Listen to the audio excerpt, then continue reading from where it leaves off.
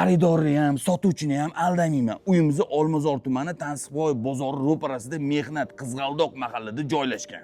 Yomon reklama qilmayman. Narxi osmondan olmayman. Assalomu alaykum. Kambag'allarning kanaliga xush kelibsizlar.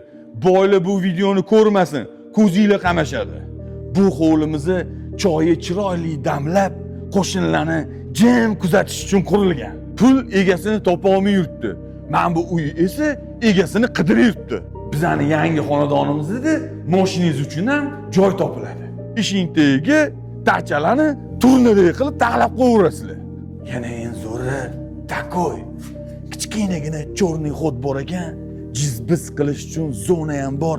Bu yog'i privat patio ekan. Bu xonadonimizni jiddiy alo, hovlida plov qilishga ruxsat bor ekan. Uylarga kirgan mehmonlar uyingizni qayerdan oldingiz deb boshingizni ortar ekan. Xonalarimiz keng, yorug' va o'zini hojatxona sanuzyillari bilan tayyor ta'mirdan chiqqan 100% lokatsiyasi ham bomba ekan aka. Eng zo'ri uyimizda skvoznoy. Bu yoqda oshxona, kuxnya bor. Kuxnyadan tansiq taomlarni hovliga bemalol tortib olsanglar bo'ladi. Mana shu kuxning mebellari ham hamma narsasi qolar ekan.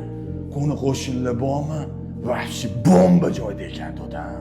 Biz polniy birinchi urinni aylan bo'ldi. Birinchi urinda bitta oshxona, bitta mehmonxona, bitta master room va ikkita sanuzyil bor ekan.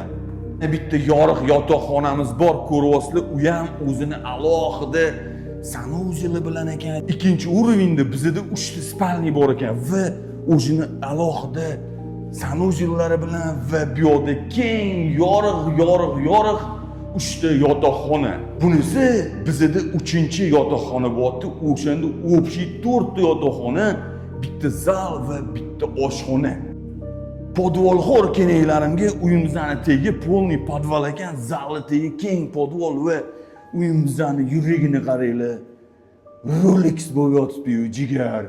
Qizg'aldoq mahallada joylashgan 6 ta xonali hovlimizda yangi qurilgan pishug'ishdan ko'ryapsizlar. Zali tegi podval ekan, yana alohida xod.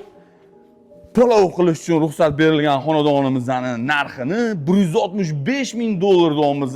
Agar siz menga obuna bo'lmagan bo'lsangiz, siz katta xato qilgan bo'lasiz, jigar. Yana bitta eslatma. Bu yo'g'an odamlar oddiy yashamaydi. Bu yo'g'an odamlar minimalniy stress, maksimalniy hurmatda bo'ladi.